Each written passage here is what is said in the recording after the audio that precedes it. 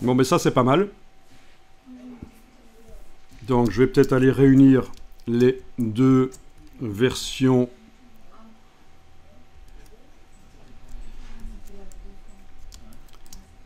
La version épaissie, là. La version affinée, là. Voilà. Et j'ai mon logo en vectoriel. Super.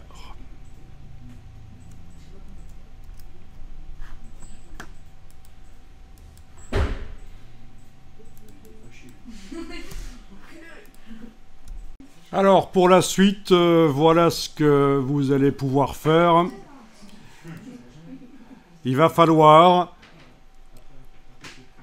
obtenir cet effet. Ah, apparemment, on a oublié une partie ici. Non, on n'a pas oublié, ça va, tout va bien.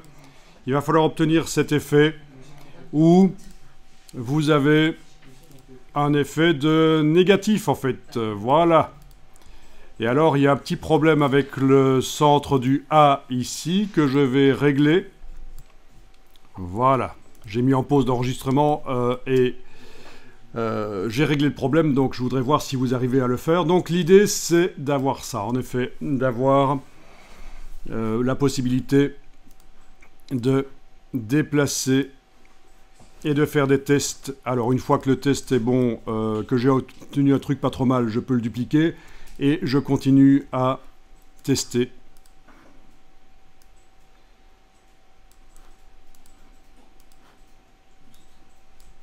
Waouh. Voilà, on fait des tests pour cet effet de négatif, là où ça se superpose. Donc au départ de votre logo correct, et je vous rappelle que j'ai pris en fait la version épaisse ici, la version fine là, ça c'est mon logo. Au départ de ça, il faut le superposer sur cette simili montagne en fait, voilà, vite fait, hein. Mais enfin, pour arriver à la faire, c'est déjà pas si évident nécessairement. Et tester différentes versions. Dans celle de gauche, c'est Sacrée Montagne, et dans celle de droite, c'est Sacrée Montagne aussi. Donc là, dans ce cas-ci, j'ai inversé les mots. J'ai peut-être intérêt à faire le mot montagne plus au-dessus. Ce n'est pas si évident que ça de faire cet effet-là.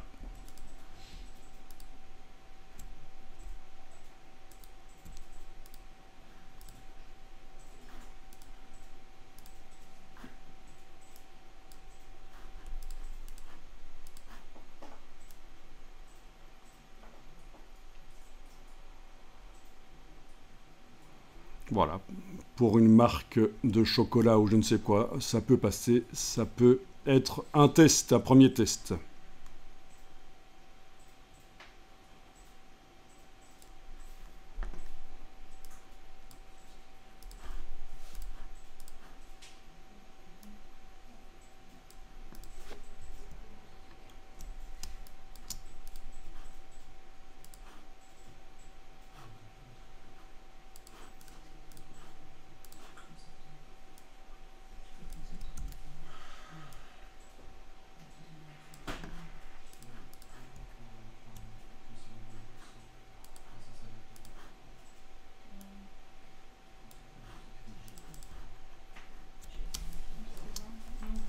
Voilà, quand un logo fonctionne donc en version noir et blanc, on peut tester les versions couleur, mais en général, on dit qu'un logo doit fonctionner en noir et blanc.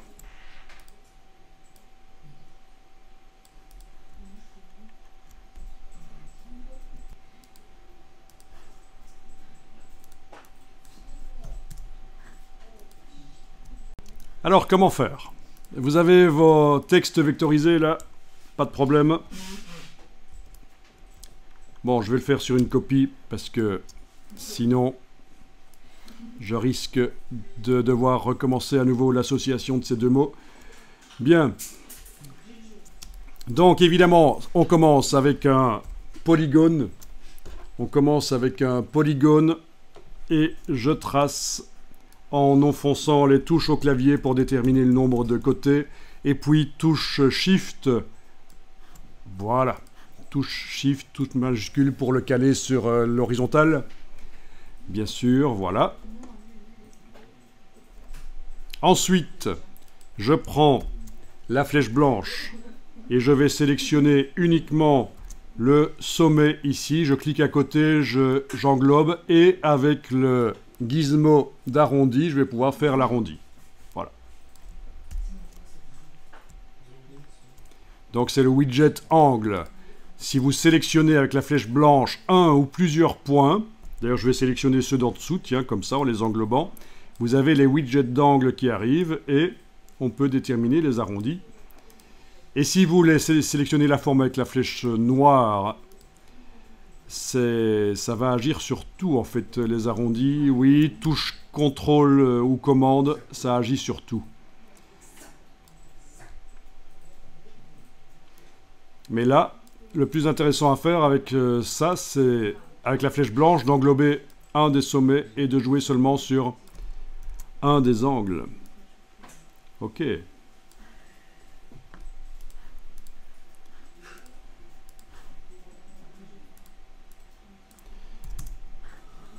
Alors pour obtenir l'effet de texte qui passe en négatif, tu as testé avec quelque chose, Martin? Avec Pathfinder, avec une exclusion, c'est ça? Ok. D'abord, il y a quelque chose à faire ici. Non? Oui, je pense qu'il vaut mieux décomposer, objet décomposé, parce que sinon, si je fais commande Y, ah, quoique. On peut encore changer les côtés, là, je crois. Oui, objet décomposé. Voilà, c'est une forme vraiment basique, c'est certain.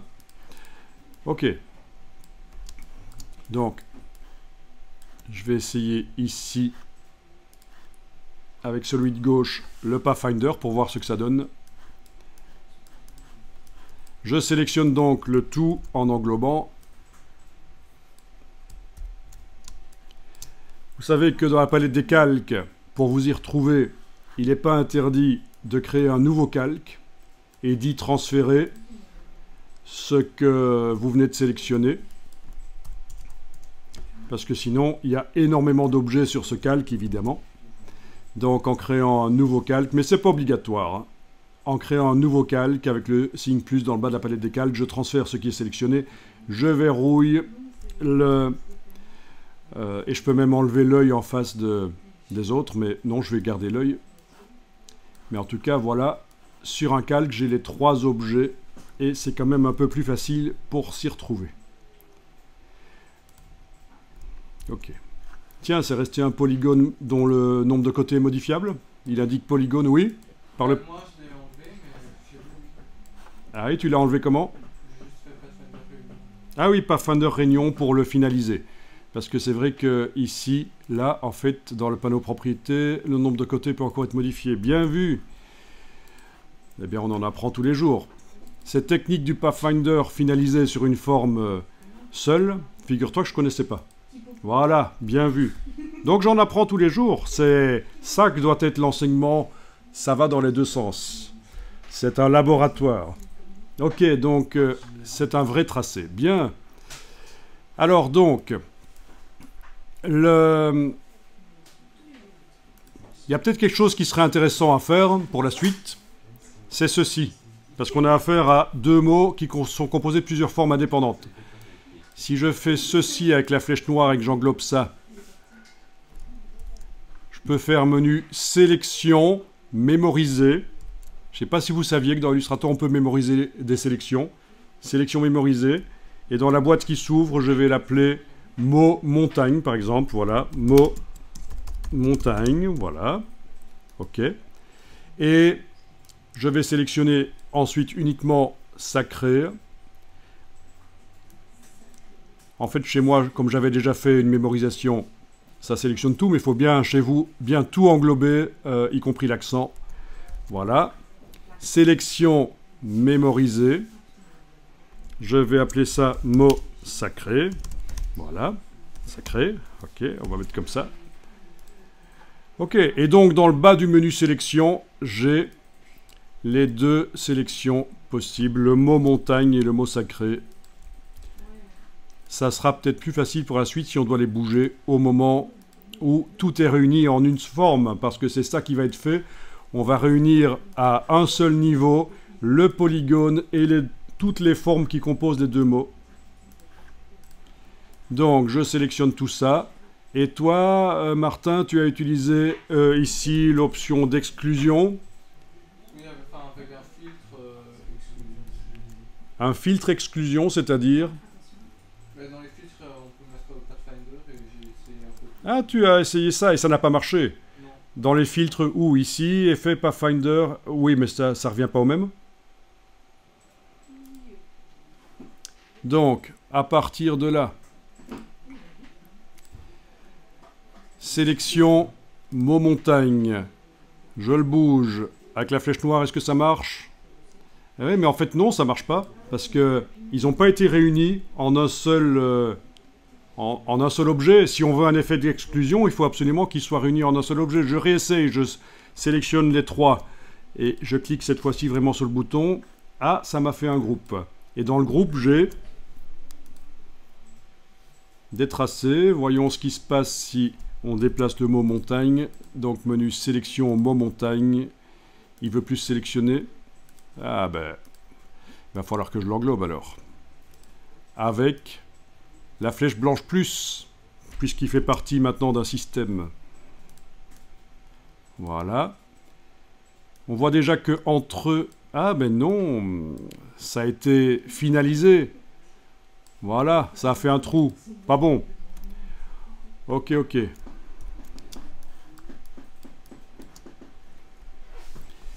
Donc, moi, j'ai utilisé une autre méthode, en fait.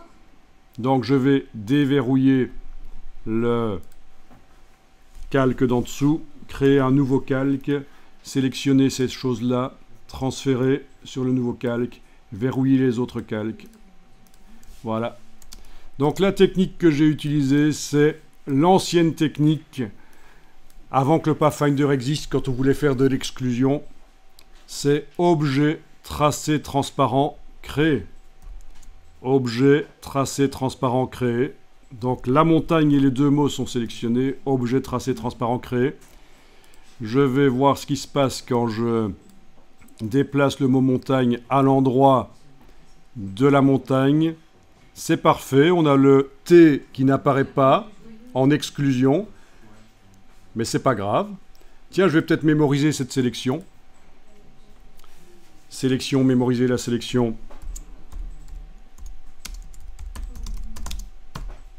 Mot montagne 2, je vais mettre, voilà. Je vais sélectionner aussi le mot du dessus. Sélection, mémoriser.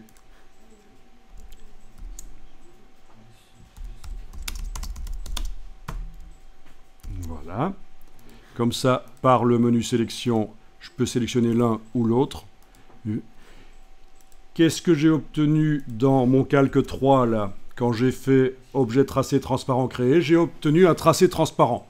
Donc vous savez ce que c'est un tracé transparent dans Illustrator. C'est plusieurs objets au même niveau, et là où ils sont, ils s'excluent. Ils font des trous.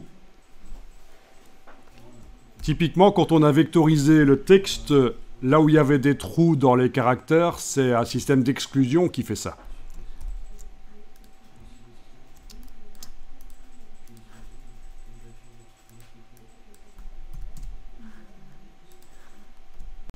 Donc, en effet, certaines lettres, ça ne marche pas.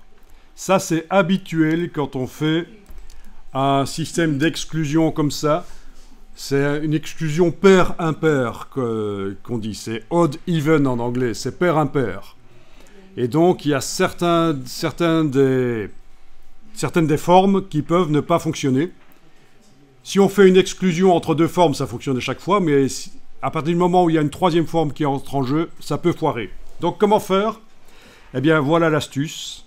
Je vais ici faire commande Y, cliquer à côté de tout, et avec la flèche blanche plus, aller sélectionner uniquement la forme qui pose problème. Et puis je vais aller dans les options d'objet, menu fenêtre, options d'objet.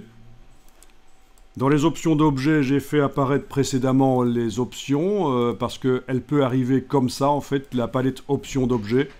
Mais je vais demander de tout afficher. Et là, vous avez le sens de construction de la forme. C'est pas vous qui l'avez construite, mais elle a quand même un sens de construction. Je vais ici faire commande Y pour faire réapparaître, et pour voir qu'on a réellement un problème avec ce T. Et si je change ici le sens de construction de la forme, elle fait un trou.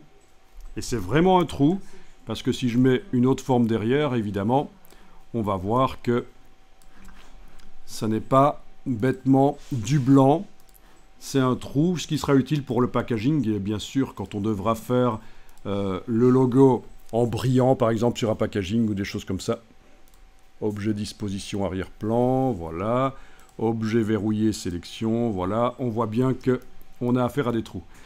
Donc pour chaque caractère qui pose problème, il va falloir inverser, ou chaque portion de caractère, ça peut être un trou dans un caractère, il va falloir inverser le sens de construction du tracé. Voilà une bonne astuce quand vous faites ce genre de choses. Alors, si je mets le mot sacré à l'endroit de la montagne, enfin de mon triangle bizarre là, en forme de cuperton foireux, il ne fait pas du tout d'exclusion, alors que pourtant il est au même... mais il est dans l'objet. Et donc là, je suis mal. Je vais faire commande Y. Je vais cliquer à côté pour désactiver. Je vais cliquer sur le bord du caractère ici, inverser. Voilà. Ensuite, il va falloir que je le fasse pour ici, inverser. Pour là, inverser, mais dans l'autre sens en fait. Voilà. Ici, inversé. Ici, inversé. Voilà. Ici, inversé. Celui-là, inversé, mais dans l'autre sens. Ben oui. Inversé. Inversé. Voilà. Heureusement que ce n'était pas un long texte. Et si je fais commande Y, ça fonctionne. Ah, j'ai oublié l'accent. Il faut que j'inverse aussi l'accent. Voilà. Commande Y. Et voilà. Ça marche. Sélection, mot sacré, il se sélectionne et je peux le bouger et faire des tests. Voilà, voilà.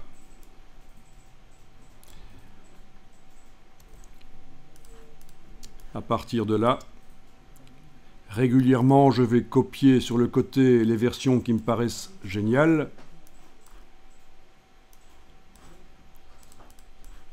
J'ai pas dit que je suis génial, hein. J'ai juste suggéré.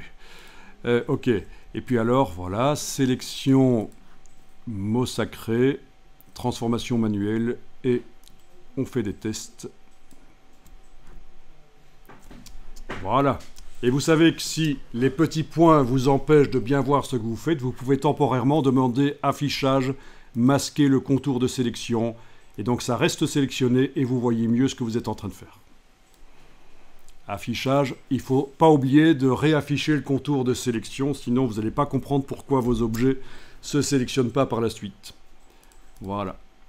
Donc c'était pas si évident ça. On a dû avoir recours bizarrement à une ancienne technique Illustrator. Heureusement que chez Adobe, ils gardent les anciennes méthodes objet tracé transparent créé, l'ancêtre du Pathfinder, exclusion.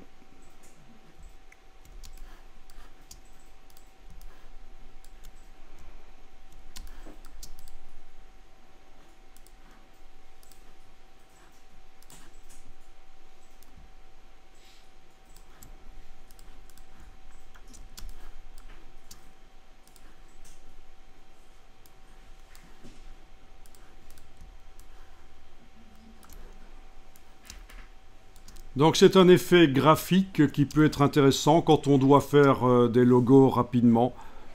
Ça peut aider. Évidemment ici c'est un peu du n'importe quoi, c'est une explication, je ne me suis pas vraiment concentré sur ce que je fais. C'était des explications techniques, mais avec un peu de talent et de concentration, vous arriverez à faire des choses bien. Quand vous devez faire un logo et que la personne n'a que 50, 100, 150 € à vous donner, ce genre de choses. Le logo, il peut être fait en 10 minutes, et voilà, même si le client est un tout petit client et que vous voulez lui faire plaisir, vous rentrez quand même de l'argent dans la caisse grâce à ce genre de technique graphique. Ici, c'est l'exclusion, mais il y en a d'autres, hein, des techniques pour faire des logos rapidement. De plus en plus, les logos, c'est concurrencé bien sûr par les systèmes de création de logos en ligne, où vous avez des générateurs de logos. Bien sûr, l'intelligence artificielle aussi concurrence. Donc le logo, ça a toujours été très difficile dans le monde du graphisme. C'est une des choses les plus difficiles, mais ça devient encore plus difficile avec ces systèmes qui automatisent la création de logos. Je ne vais pas ici donner plus d'explications sur ce qu'est un bon logo, quels sont les prix à demander. C'est un peu, ça prendrait un peu de temps, on n'a pas le temps ici, mais voilà. On vous a certainement déjà expliqué quel est le prix à demander pour un logo. En gros, comment on détermine le prix pour un logo? Je vais juste parler de ça. Comment est-ce qu'on détermine le prix d'un logo? Le facteur principal, ce sont les capacités financières du client. Vous n'allez pas facturer la même chose à un logo, la même chose à un petit commerçant qu'à une entreprise régionale, qu'à une entreprise plus grande.